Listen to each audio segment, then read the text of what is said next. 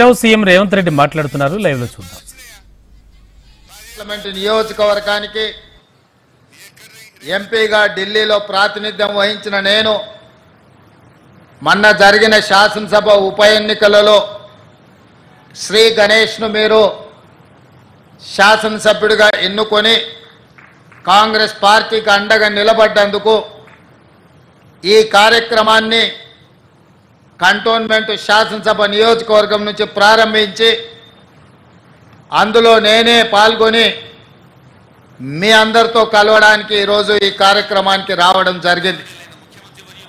నాతో పాటు ఈ కార్యక్రమంలో రెవెన్యూ శాఖ మాత్యులు పొంగులేటి శ్రీనివాసరెడ్డి గారు, greater Hyderabad municipal corporation mayor Gadwal Vijayalakshmi గారు, రాజ్యసభ సభ్యులు అనిల్ కుమార్ యాదవ్ గారు, స్థానిక శాసనసభ్యులు మీ అభిమాన నాయకుడు శ్రీ గణేష్ గారు, అదేవిధంగా శాసన మండలి సభ్యులు మీర్జా రిబుజుల్ అవేంది గారు, అదేవిధంగా ఎమ్మెల్సీ మీర్జా రహమల్ అలీ బేగ్ గారు, డిప్యూటీ మేయర్ శ్రీలత శోభన్ రెడ్డి గారు, అదేవిధంగా మాజీ కేంద్ర మంత్రివర్యులు వేణుగోపాలాచారి గారు, వేం నరేందర్ రెడ్డి గారు, అదేవిధంగా ఐటీ విభాగానికి సంబంధించిన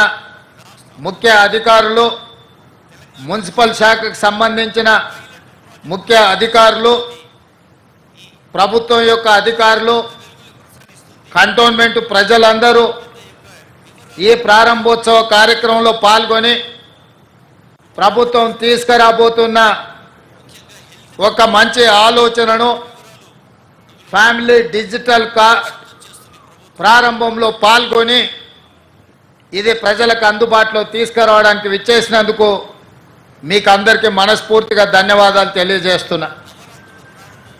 మిత్రులారా, చాలా రోజుల నుంచి తెలంగాణ రాష్ట్రం వచ్చిన తర్వాత తెలంగాణలో తండాలలో, గూడాలలో, మారుమూల పల్లెల్లో, పట్టణాలలో, బస్తీలలో చాలామంది మా కుటుంబంలో సభ్యులు పెరిగినరు.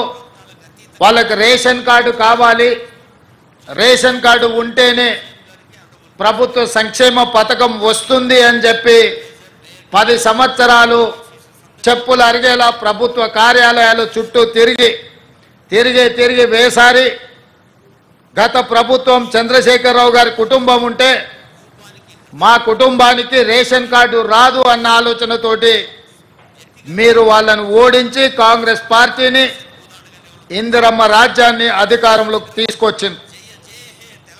అధికారంలోకి వచ్చిన మేము బాధ్యతాయుతంగా ప్రతి పేదవాడికి రేషన్ కార్డును అందించాలన్న ఆలోచనతోని వివిధ రాష్ట్రాలలో తీసుకుంటున్న నిర్ణయాలు, అమలు చేస్తున్న విధానాల మీద అధికారిక బృందాలను పంపించి మంత్రివర్గ ఉపసంఘాన్ని ఏర్పాటు చేసి మెరుగైన విధానాన్ని తెలంగాణ ప్రజలకు అందించాలి అని ఒక నిర్ణయం తీసుకున్నాం.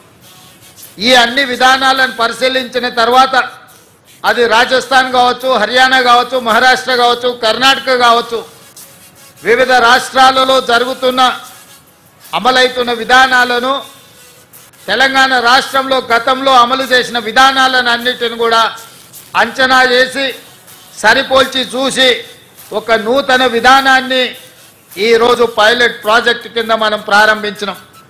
ఇవాళ కొన్ని పత్రికలలో రాస్తున్నారు రేషన్ కార్డుల విధానాన్ని ఉపసంహరించుకున్నారని. ఈ పత్రికలకు మరి ఎవరు చెప్తారో నాకైతే తెలీదు, కానీ వాళ్ళకి రేషన్ కార్డుకి ఈరోజు ప్రవేశపెడుతున్న ఫ్యామిలీ డిజిటల్ కార్డుకి తేడా తెలియకపోవడం దురదృష్టకరం. ఇంతకుముందు పేపర్ల మీద మాన్యువల్లో కార్డులు ఇచ్చేవాళ్ళు.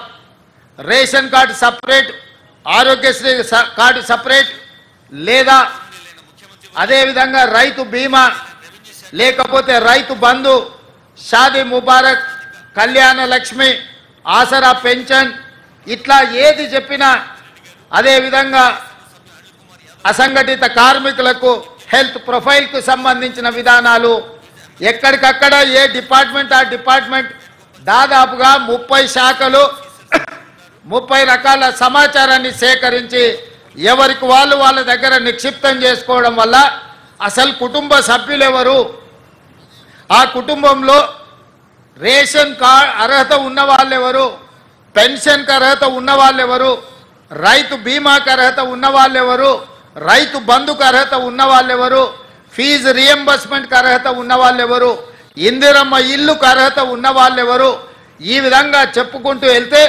200 యూనిట్లు ఉచిత కరెంటుకు అర్హత ఉన్న వాళ్ళు ఎవరు, ఆర్టీసీ బస్సులో మహిళల ఉచిత ప్రయాణానికి ఎవరు అర్హులు, అదేవిధంగా 500 రూపాయలకు సిలిండర్ ఇవ్వడానికి ఎవరు అర్హులు, ఇట్లా ఎక్కడికక్కడ రకరకాల సమాచారము రకరకాల శాఖల దగ్గర ఉండడం వల్ల మెరుగైన విధానంతో పరిపాలన సాగించడానికి ప్రజలకు మెరుగైన సేవలు అందించడానికి వస్తున్న ఇబ్బందులన్నిటిని కూడా రాష్ట్ర ప్రభుత్వం ఒక అంచనాకు వచ్చింది. అందుకే ఈరోజు రాష్ట్ర ప్రభుత్వం 30 శాఖల దగ్గర ఉన్న సమాచారాన్ని అంతా ఒక్క ఫ్యామిలీ డిజిటల్ కార్డుకి ఒక్క క్లిక్ ఎట్లయితే ఆధార్ను ఆ రోజు మన్మోహన్ సింగ్ గారు ప్రవేశపెట్టడంతో ప్రతి మనిషికి దేశంలో గుర్తింపు వచ్చిందో 137 కోట్ల మందికి ఈరోజు ఆధార్ ఉంది అని అంటే అదే ఆధారమైంది ప్రభుత్వం ఇచ్చే సంక్షేమ పథకాలకు. అట్లాంటి ఆధార్ను ఇంకా మెరుగుపరిచి ఈరోజు ఫ్యామిలీ డిజిటల్ కార్డు రూపంలో ప్రతి కుటుంబానికి అర్హత కలిగిన వాళ్లకు అన్ని సంక్షేమ పథకాలను అందుబాటులోకి తీసుకురావాలని ఒక్క క్లిక్తో సమాచారం అంతా సంక్షిప్తంగా ఉండి ప్రభుత్వ శాఖలలో ఉండే అధికారులకు అందుబాటులో ఉండాలని ఇవాళ ఈ విధానాన్ని ప్రవేశపెట్టినాం. ఈరోజు ఈ family digital card 1 nation 1 ration ఏదైతే ఉన్నదో ఆ విధానంలో భాగంగా 1 స్టేట్ 1 కార్డ్ తెలంగాణ రాష్ట్రంలో ప్రతి కుటుంబానికి ఒక గుర్తింపు కార్డునివ్వాలి.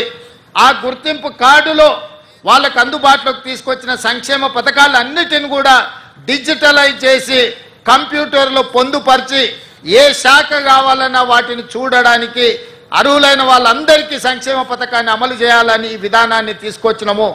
ఇవాళ ఈరోజు ప్రవేశపెడుతున్న ఫ్యామిలీ డిజిటల్ కార్డు ఇదే రేషన్ కార్డు, ఇదే మీ ఆరోగ్యశ్రీ కార్డు, ఇదే మీ రైతు బీమా కార్డు, ఇదే మీ ఫీజు రియంబర్స్మెంట్ కార్డు, ఇదే మీ ఇందిరమ్మ ఇల్లుకు అర్హత, ఇదే మీకు కళ్యాణ లక్ష్మిని పొందడానికి అర్హత వస్తుంది. ప్రతి సంక్షేమ పథకం 200 యూనిట్లు ఉచిత కరెంటు కావచ్చు, ఆర్టీసీ బస్సు ఉచిత ప్రయాణం కావచ్చు, ఈ రకంగా రాష్ట్ర ప్రభుత్వం అమలు చేస్తున్న ప్రతి సంక్షేమ పథకాలను ఇందులోకి తీసుకొచ్చి అన్ని రకాలుగా మీ కుటుంబాలకు ఈ కార్డు ఒక రక్షణ కవచం కల్పించడానికే ఈ ఫ్యామిలీ డిజిటల్ కార్డుని రాష్ట్ర ప్రభుత్వం తీసుకొచ్చింది. ఇదే కాదు, ఈరోజు చాలామంది నన్ను కలుస్తున్నారు, అయ్యా మా పిల్లగాడికి పెళ్ళి అయింది, మా ఇంటికి కోడలు వచ్చింది, మా పిల్లగాడికి కూడా సపరేట్ రేషన్ కార్డు కావాలి, ఎందుకంటే వాడి కుటుంబం సపరేట్ అయిపోయింది, గతంలో పెళ్లి కానప్పుడు తల్లిదండ్రులుగా మా దగ్గర ఉన్నాడు, ఇప్పుడు మా అబ్బాయికి పెళ్ళి అయింది, అతనికి కూడా ఒక రేషన్ కార్డు కావాలంటారు. మరి ఏ విధంగా దీన్ని వాళ్ళకి ఇవ్వాలి, ఇచ్చిన సంగతి వాళ్ళకి ఎట్లా తెలవాలి? అదేవిధంగా కొన్ని కుటుంబాలలో వయసు మీద పడిన వాళ్ళు చనిపోతే వాళ్ళ వివరాలు తొలగించడానికి ఒక సమస్య అవుతున్నది. అదేవిధంగా సక్సెషన్ సర్టిఫికెట్ కుటుంబంలో పెద్ద చచ్చిపోయినప్పుడు చనిపోయిన సర్టిఫికెట్ తీసుకెళ్ళి రెవెన్యూ డిపార్ట్మెంట్కి వెళ్ళి ఆస్తులు విరాసత్ చేసుకోవాలంటే వాళ్ళ పిల్లలకు బదిలీ చేయాలంటే కూడా అదొక పెద్ద ప్రక్రియగా మారి ఈరోజు పేదలకు ఒక ఇబ్బందికరంగా తయారై ప్రభుత్వ ఆఫీసులో చుట్టూ తిరగాల్సిన పరిస్థితి వచ్చింది. అందుకే ఈరోజు వీటన్నిటిని దృష్టిలో పెట్టుకొని మీ ఇంటికి కొత్త కోడలు వచ్చినా లేదా మీ అమ్మాయి పెళ్ళై అత్తగారింటికి వెళ్ళినా మీ అమ్మాయి ఒక ఇంటి కోడలైనప్పుడు ఇంకొక ఇంటి అమ్మాయి మీ ఇంటి కోడలైనప్పుడు ఈ వివరాలన్నిటిని కూడా కంప్యూటరైజ్ చేస్తే మీరు సింపుల్గా ఆఫీస్కి వెళ్తే ఆ వివరాలు పొందుపరిస్తే ఆటోమేటిక్గా మీకు రేషన్ కార్డులో వాళ్ళ వివరాలు అన్నీ కూడా పొందుపరచడం జరుగుతుంది. తద్వారా రేషన్ కావాలన్నా ఆరోగ్యశ్రీ కార్డు కావాలన్నా మీ చదువుకునే పిల్లలకు ఫీజు రియంబర్స్మెంట్ రావాలన్నా ఈ కార్డు సంపూర్ణంగా ఉపయోగపడుతుంది. ఇదే కాదు, రాజీవ్ ఆరోగ్యశ్రీ లేదా ముఖ్యమంత్రి సహాయ నిధి నుంచి మీ వైద్యానికి మీరు సహాయం పొందుతున్నారు. ఒకసారి మీరు హాస్పిటల్కి వెళ్ళి అన్ని వైద్య పరీక్షలు చేయించుకుంటే వాళ్ళు కాగితాల మీద రాసిస్తున్నారు. ఆ కాగితాలు తెచ్చి పేదవాడి ఇంట్లో పెట్టుకుంటే అవి ఎక్కడో పోతున్నాయి, లేదా వర్షం వచ్చి తడిసిపోతున్నాయి. మీకు అంతకంటే ముందు ఏ రకమైన వైద్య పరీక్షలు చేసిండ్రో ఆ వివరాలు ఎక్కడ దొరకడం లేదు. దాంతో మళ్ళీ మీరు హాస్పిటల్కి వెళ్ళినప్పుడు మళ్ళీ మొదటి నుంచి మీకు వైద్య పరీక్షలు చేయాల్సి వస్తుంది. దీంతో మీ ఖర్చుల భారం పెరుగుతుంది. అందుకే ఈరోజు మీకు ఇచ్చే ఈ ఫ్యామిలీ హెల్త్ కార్డులో మీ హెల్త్ డిజిటల్లో మీకు సంబంధించిన వివరాలన్నిటిని కూడా అందులో పొందుపరిస్తే మీరు డాక్టర్ దగ్గరికి వెళ్ళినప్పుడు ఈ కార్డు ఇస్తే మీ గతంలో ఏ వైద్యం అందింది, ఏ మాత్రలు మీరు వాడినరు, ఏ సర్జరీ మీకు జరిగింది, రేపు భవిష్యత్తులో మీకు ఏ రకమైన వైద్యాన్ని అందించాలనేది కూడా ఆ డాక్టర్లకు సులభంగా అర్థమవుతుంది. అందుకే ఈరోజు ఇదే కాదు, చాలామంది గ్రామాలలో రేషన్ కార్డు తీసుకుంటున్నారు, కానీ పని కోసము ఉపాధి కోసం పట్టణాలకు వస్తున్నారు. రేషన్ కార్డు ఏమో ఊర్లో ఉంటుంది, రేషన్ ఊర్లో తీసుకోవాల్సి వస్తుంది. మీరేమో పట్టణాలలో నివాసం ఉంటున్నారు. దాంతో ప్రభుత్వం ఇచ్చే రేషన్ కూడా మీకు సరైన విధంగా అందుబాటులోకి వస్తలేదు. ఇప్పుడు ఈ ఫ్యామిలీ డిజిటల్ కార్డు వచ్చిన తర్వాత రాష్ట్రంలో ఏ కొనకున్నా ఎక్కడ మీకు రేషన్ కార్డు ఉన్నా మీరున్న ప్రాంతంలో ఒక నెల ముందు చెప్తే ఆ స్థానిక రేషన్ షాప్కి వెళ్ళి మీకు కావాల్సిన రేషన్ సరుకులు మీరు తీసుకోవచ్చు. ఈ డిజిటల్ కార్డు రావడం వల్ల ఈరోజు పేదలకు ఎలాంటి ఇబ్బంది కలగొద్దు, పేదలను అన్ని రకాలుగా సహాయం అందించాలి, పేదలని ఆదుకోవాలి, పేదలకు సులభతరమైన సాంకేతిక నైపుణ్యంతో కూడుకున్న ఫ్యామిలీ డిజిటల్ కార్డు ఇవ్వాలనేది మా ప్రభుత్వ లక్ష్యము. అందుకే ఈరోజు ఇది అమలు చేసేటప్పుడు, అమలు చేస్తున్నప్పుడు ఏమైనా ప్రాక్టికల్ ప్రాబ్లమ్స్ ఏమైనా వస్తాయేమో అని చెప్పి ఈరోజు పైలట్ ప్రాజెక్ట్ కింద తీసుకోవడం జరిగింది. ప్రతి శాసనసభ నియోజకవర్గంలో 2 ప్రాంతాలను తీసుకున్నాము. 119 అసెంబ్లీ నియోజకవర్గాలలో 238 కేంద్రాలలో ఆ గ్రామ పంచాయతీలు కావచ్చు, వార్డులు కావచ్చు, వాటిల్లో ఈ కార్యక్రమాన్ని పైలట్ ప్రాజెక్టుగా చేపట్టినాం. తద్వారా అమలు చేసేటప్పుడు కుటుంబాలు ఎదుర్కొంటున్న సమస్యలేంది, పేదవాళ్లకు వస్తున్న ఇబ్బందులేంది, ఈ ఇబ్బందులను ఏ విధంగా అధిగమించవచ్చో పాత 10 ఉమ్మడి జిల్లాలకు సీనియర్ 10 మంది ఐఏఎస్ ఆఫీసర్లను నియమించడం జరిగింది. క్షేత్ర స్థాయిలో కూడా ప్రతి నియోజకవర్గానికి ఒక ఆర్టీఓ పై స్థాయి అధికారిని వేసి వాళ్ళను ప్రత్యక్షంగా పర్యవేక్షించి ఇంటింటికి వెళ్ళి ఆ కుటుంబ సభ్యులను కలిసి ఆ కుటుంబంలో ఉన్న వాళ్ళు ఎవరు, ఆ కుటుంబానికి కొత్తగా సభ్యులు చేరిన వారు ఎవరు, లేదా కుటుంబంలో ఎవరైనా మరణించిన వాళ్ళను తొలగించడమే కాకుండా కుటుంబంలో కొత్తగా చేరిన వాళ్ళ వివరాలను కూడా పొందుపరచమని చెప్పినాం. కొన్నిసార్లు పట్టణాలలో రెంటెడ్ హౌస్లో ఉంటాం, మనం కొంతకాలమైనాక ఆ ఇల్లు ఖాళీ చేసిపోతాం. అక్కడ మన కార్డు ఉంటుంది, మనం మారిన దగ్గర తీసుకుందామంటే మనకి ఇబ్బందికరమైన పరిస్థితి. పట్టణాలలో ఇది బస్తీలలో చాలా ఎక్కువ ఎదుర్కొంటున్న సమస్య. అందుకే మీరు మారినప్పుడు ప్రభుత్వ కార్యాలయానికి వెళ్ళి మా అడ్రస్ మారిందంటే డిజిటల్ కార్డులో అడ్రస్ మారుస్తే ఆటోమేటిక్గా మీరు చేరిన దగ్గర మీకు కావాల్సిన రేషన్ కానీ లేకపోతే 200 యూనిట్ల ఉచిత కరెంటు లాంటివి మీరు వీటి అన్నిటిని కూడా వినియోగించుకోవచ్చు. అందుకోసమే ఈరోజు మాన్యువల్ విధానాన్ని మార్చి సాంకేతిక నైపుణ్యాన్ని, ఆర్టిఫిషియల్ ఇంటెలిజెన్స్ను ఉపయోగించి ప్రతి అర్హత కలిగిన పేదవాడికి సంక్షేమ పథకాలను అందుబాటులోకి తీసుకురావడమే కాకుండా ప్రతి మనిషికి ఒక గుర్తింపు నెంబర్ ఇచ్చి తద్వారా మనిషికి అర్హత కలిగిన పథకాలన్నిటిని కూడా అమలు చేయాలన్న విధానమే ఈరోజు కాంగ్రెస్ పార్టీ విధానము. అందుకే ఈ కుటుంబానికి ముఖ్యంగా కాంగ్రెస్ పార్టీకి మహిళలకు ఇచ్చే ప్రాధాన్యత మీకు తెలుసు. ఆనాడు ఇందిరమ్మ కావచ్చు, నేడు సోనియమ్మ కావచ్చు, కాంగ్రెస్ పార్టీ పెద్దలుగా మహిళలు ఉన్నప్పుడే సంక్షేమ పథకాలు అమలు చేసినాం. అందుకే ఈరోజు ఈ ఫ్యామిలీ డిజిటల్ కార్డులో కుటుంబ పెద్దగా మహిళలనే ముందు పెట్టినము.